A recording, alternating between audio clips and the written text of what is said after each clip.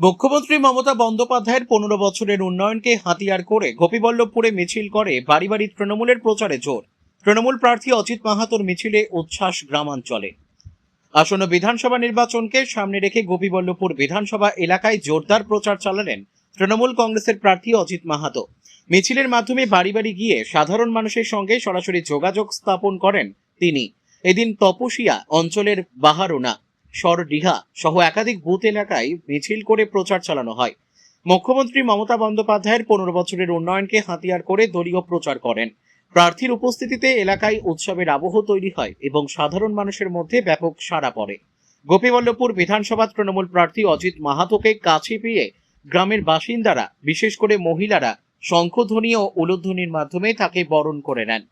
পাশাপাশি ফুলের মালা পরিয়ে ও মিষ্টিমুখ করিয়ে শুভেচ্ছা জানান স্থানীয়রা। প্রচার কর্মসূচিতে দলীয় কর্মী সমর্থকদের উপস্থিতি ছিল চোখে পড়ার মতো। নির্বাচনের প্রাক্কালে এই ধরনের জনসংযোগ কর্মসূচি তৃণমূলের সংগঠনকে আরো শক্তিশালী করছে বলে মনে করছেন রাজনৈতিক বিশ্লেষকরা।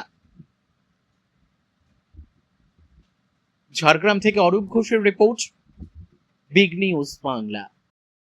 আজকে আমরা মা শীতলা মায়ের মন্দিরে আমরা পুজো দিয়ে আজকে আমরা প্রচার কর্মসূচি শুরু করেছিলাম।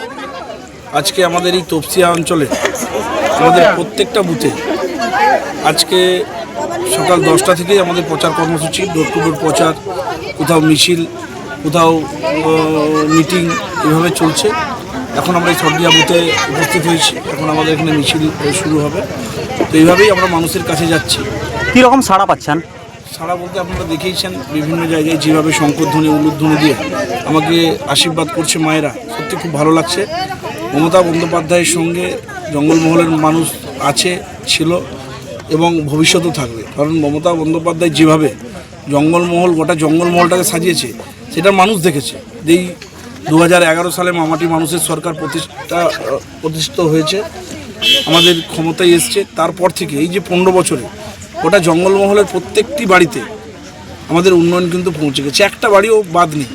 মানে একমাত্র গরিব মানুষের কথা, মেহনতি মানুষের কথা যদি কেউ ভাবে, তার নাম হচ্ছে মমতা বন্দ্যোপাধ্যায়। সেটা সাধারণ মানুষ বুঝেছে যে মমতা বন্দ্যোপাধ্যায় এমন একজন নেত্রী যাকে বিশ্বাস করা যায়, যাকে ভালোবাসা যায়, যে জঙ্গলমহলের মানুষের কথা ভাবে, যে জঙ্গলমহলের যারা কৃষিজীবী মানুষ, শ্রমজীবী মানুষ, সমস্ত স্তরের মানুষের কথা যদি কেউ ভাবে, সেটা হচ্ছে মমতা বন্দ্যোপাধ্যায়।